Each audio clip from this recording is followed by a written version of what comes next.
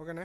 ఈరోజు మహబూబాబాద్ జిల్లా మహబూబాబాద్ మండలం రంగశాయపేట గ్రామంలో అఖిల భారత రైతు సంఘం అదేవిధంగా గ్రామీణ ఉపాధి హామీ కూలీలతోటి ఈరోజు కేంద్ర ప్రభుత్వం తీసుకొచ్చినటువంటి కొత్త ఉపాధి హామీ చట్టం ఏదైతుందో అది నిధులు లేకుండా రాష్ట్రాలపై భారం మోపుతా ఉంది.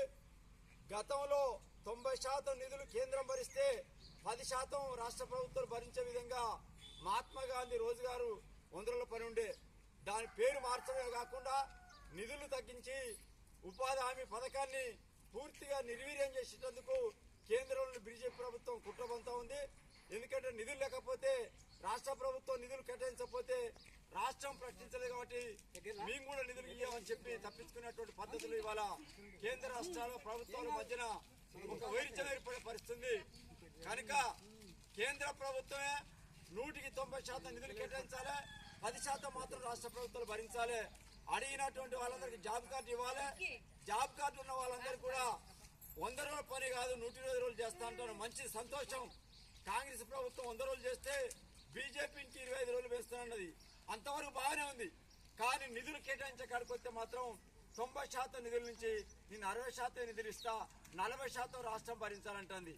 ఈ 40% రాష్ట్రం భరించలేదు కనుక అప్పుడు ఏమైందంటే రాష్ట్ర ప్రభుత్వాలు మేము 40% ఉపాధి హామీ కేటాయించలేమని చెప్పి వాళ్ళు అనడంతో కేంద్రం ఏమంటదంటే మీ రాష్ట్ర ప్రభుత్వం ఇస్తలేదు కాబట్టి మీ 60% ఇవ్వమని చెప్పి రాష్ట్రం పేరు చెప్పి కేంద్రం వెనక్కి తప్పుకునే ఒక ప్రమాదం ఉంది.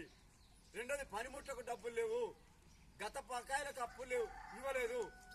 ఈ యొక్క ఉపాధి హామీ పథకాన్ని ఖచ్చితంగా అమలు చేయాలంటే పాత పద్ధతి ప్రకారమే ఖచ్చితంగా గ్రామ సభలలోనే మనం తీర్మానం చేసుకునేది. మన ఊళ్ళో ఏ రోడ్డుకు పెట్టాలి, కాలువ పెట్టాలా, కుంట పెట్టాలా, చెరువు పెట్టాలా, సైడ్ కాలు పెట్టుకోవాలని చెప్పి మన గ్రామ పంచాయతీలో సర్పంచ్ కానీ, కార్యదర్శి కానీ, మేట్లు కానీ, ఫీల్డ్ అసిస్టెంట్ కానీ, ఉపాధి కూలీలు కలుపుకొని సభ జరుపుకొని కొత్త పనులు తయారు చేసుకునేది.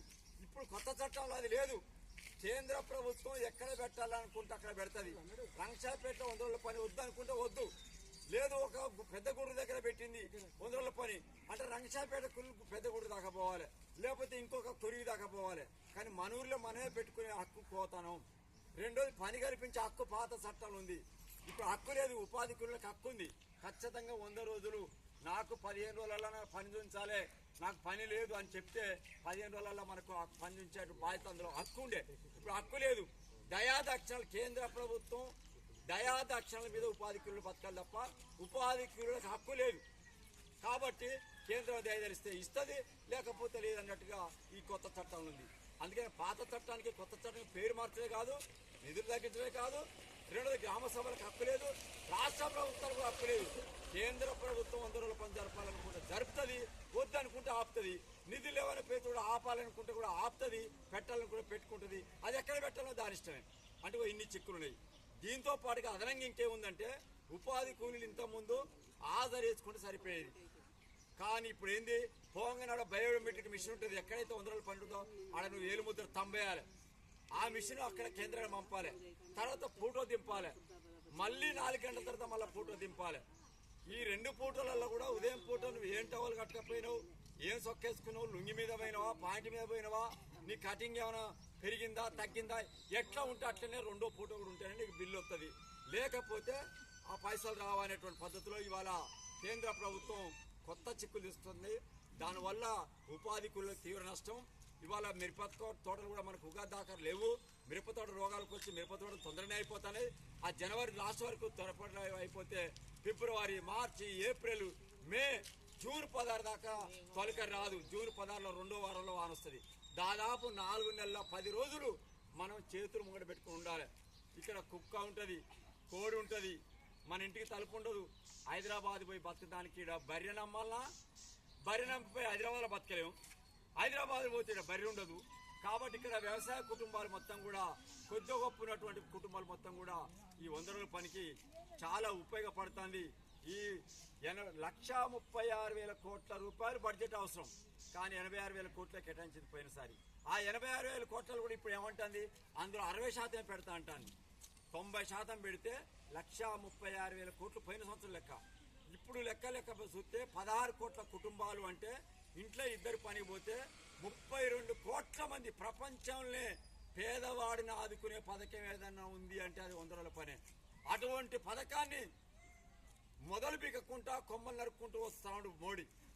ఆయనే ఇవాళ మోడీ ప్రభుత్వం ఈ 16 కోట్ల మందికి ఉపాధి హామీ కల్పిస్తే వీళ్ళు సబ్బు కొంటారు, ఉప్పు కొంటారు, పప్పు కొంటారు, మిరపకాయ కొంటారు, నూనె కొంటారు. ఈ యొక్క కొనుగోలు శక్తి పెరగడం వల్ల వ్యాపారం పెరుగుతుంది. వ్యాపారం పెరగడం వల్ల ఫ్యాక్టరీలు నడుస్తాయి. అట్లా కాకుండా ఇవాళ కూలీలను పొందబెడితే వ్యాపారం ఆగిపోతుంది. వ్యాపారం ఆగిపోతే అక్కడ పట్టణాల్లో ఉన్నటువంటి ఫ్యాక్టరీలలో కూడా మూతబడి మొత్తం కూడా ఇబ్బంది పడే పరిస్థితి ఉంటుంది. కనుక ఒకదానికోటి లింక్ ఉంది కనుక అందరికీ 100 రోజుల పని కల్పించాలి.